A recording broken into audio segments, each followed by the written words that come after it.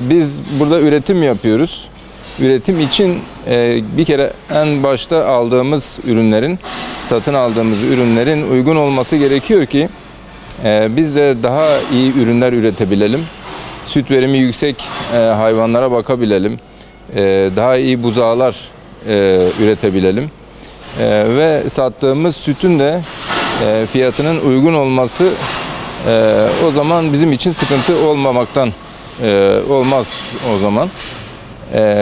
Ama eğer girdi maliyetleri yüksek olursa biz sattığımız ürünlerin et veya süt veya buzağı, bunların fiyatlarının da yüksek olması gerekir ki biz ayakta kalabilelim. Biz samanı, bazı şeyleri kendimiz üretebiliyoruz. Onlar çok yüksek fiyatlı bize girdi olarak gelmiyor ama satın aldığımız ürünler yem olsun, işte silaj mesela, bir kısım yonca, bu tarz ürünlerin kıtlıkla beraber tabii ki girdi maliyetleri, onların da girdi maliyetleri yükseliyor. Mesela silaj üretiminde ilaç girdisi, gübre, ondan sonra da diğer elektrik masrafları, bu tarz şeyleri değerlendirdiğinizde silaj şu anda çok pahalıya geliyor bize.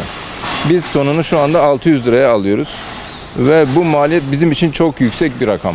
Biz geçen sene 310 liraya tonunu aldığımız bir ürünü bu sene 600 liraya alıyoruz. Ancak bizim süt verimimiz, yani süt satışımız fiyat olarak %20 artmış ama o %100 artmış. Yani bu çok ciddi bir sıkıntı işletmenin ayakta durması açısından. Dediğimiz gibi yani girdi maliyetleri çok yüksek ama sattığımız ürünler uygun fiyatlara gidiyor. Uygun fiyata gidince de bu sefer adam hayvanı beslemek istemiyor. Yani mecburen elinden çıkarmak istiyor. Herkes hayvanını satmak istiyor şu anda. Satabilen ayakta da satabiliyor ama kimse de almadığı için mecburen kesime gönderiyor, kasaba gönderiyor. Yani yem pahalı, alıp beslemek istemiyor kısaca yani. Şu anda tarım ve hayvancılığın sürdürülebilir bir tarafı kalmamıştır. Şu anda maliyetlerin çok üstünde, maliyetleri karşılayamayacak durumdayız. Ve bu şekilde giderse 1-2 aya bütün hayvanımızı elden çıkaracağız.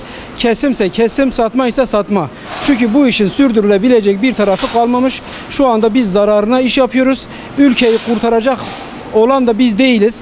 2-3 ay daha dayanırız. Ondan sonra da kendi haline bırakırız. Bu damızlık düveleri, inekleri satabilirsek satarız, satamazsak da kesime göndeririz. Bu sektör düzelene kadar da bu işe bir daha da girişmeyiz. Görünen şu anda o. Arpa 3 lirayı geçmiş. Yem 3,5 lirayı geçmiş. Dünya standartlarında parite 1 litre sütle 1,5 kilo yem alınacakken şu anda 1 kilo yem bile alamayacak durumdayız. O yemdeki girdilerden dolayı. Bu sadece yemle ilgilidir. Kaba yem ayrı bir dert. Bunun ilacı ayrı bir dert. Mazot ayrı bir dert. Yani artık çiftçi ya da üretici, hayvancı bunlarla baş edemeyecek durumda. Yani hepsi şu anda işi bırakma derecesindedir. Şu anda imkanımız olursa hepsini satıp beklemeye geçeceğiz. Simental'dan 33 litre süt ortalamamızdan 3 sağım yapan bir işletmeydik. Ancak malumumuz son bir yıl içerisinde gelen yemlere zam ve girdi maliyetlerinin %100 hatta %100'ün üzerindeki artışlarla birlikte bizler artık süt işletmelerini ve besi hayvanlarımızı bırakmak, elden çıkarmak için uğraşmaya başladık. Ki biz diğer işletmelere göre kaba yemimizin büyük kısmını kendimiz üreten ve elde eden işletme olmamıza hasebiyle yine kendimizi avantajlı görmemizle birlikte yine biz çeviremiyoruz. Süt son 6 aydır 3,2'nin üzerine çıkmadı. Ama girdi maliyetlerimiz %100'ün üzerine çıkmış durumda. En son gece saat 1'de artık yemcilerin ifadesiyle biz gece saat 1'den sonra size yem zamlarını bildirmek zorunda kalıyoruz diyor. Bize kızıyorsunuz. Çünkü şu an toplu almamıza ve ayda 3-4 tır civarında tüketmemizle birlikte şu an bize geliş fiyatı 180 lira. Bu da ortalama olarak 3,7 civarında bir yem kilogram fiyatı var. süt 3.2, yem 3.7 civarında. Bu çerçevede bizler artık bu sektörde bir şeyler yapmak için çabalamaktan ziyade kendimizi bir kenara çekip en azından zamlara karşı durmak için beklemek istiyoruz. Ama onu da yapamıyoruz. Bizim yapmamız gereken şeylerden bir tanesi hayvanlarımızın hepsini elden çıkarıp ondan sonra bir kenara bekleyip bu krizlerin geçmesini veya hükümetimizin bu işle ilgili olan Hayvancılık ve Tarım Bakanlığı'nın bir şeyler yapması için beklemek olacak.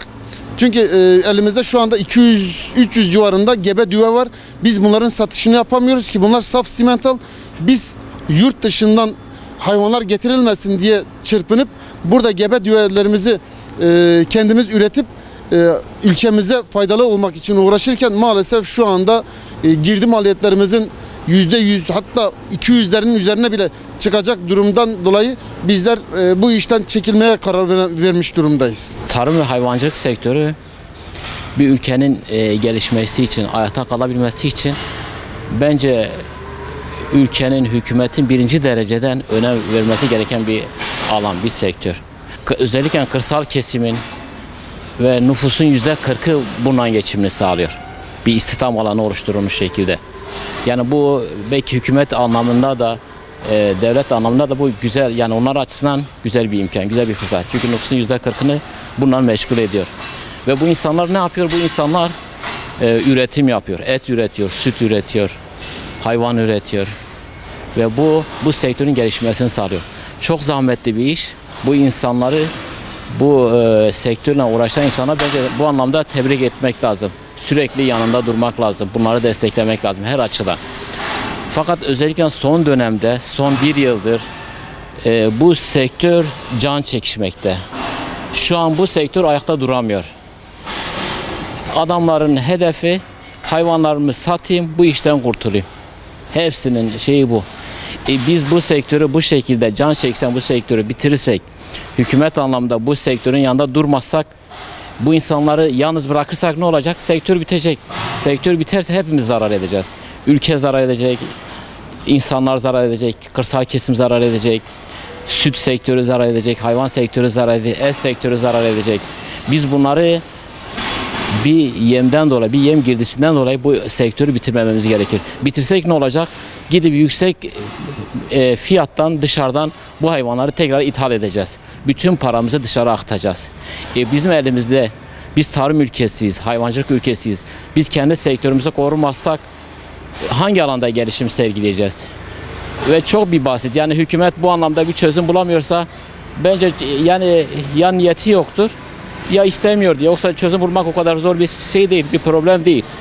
Bu insanlarımızı bir şekilde bir çözüm bulup bu insanlarımızı korumak, desteklemek, bu sektörün ayakta kalmasını sağlamamız gerekir. Çünkü bu sektör biterse hepimiz biteriz, enkazın altında hepimiz kalırız. Şu an bu sektör abi ürettiği süt fabrika yeminin masrafını çıkarmıyor, parasını çıkarmıyor. Öbür tarafta samanı var, silajı var, otu var, elektriği var, işçisi var, muhasebesi var, veteriner girdileri var. Bu insanlar bütün bunları cepten ödüyor şu an. Bir ay, 2 ay, 3 ayda ondan sonra bunu hepsi bırakacak. Bu anlamda acilen hükümetin bir çözüm üretmesi, bu sektörü tekrar ayakta kalması için bütün enerjisini ortaya koyması gerekir.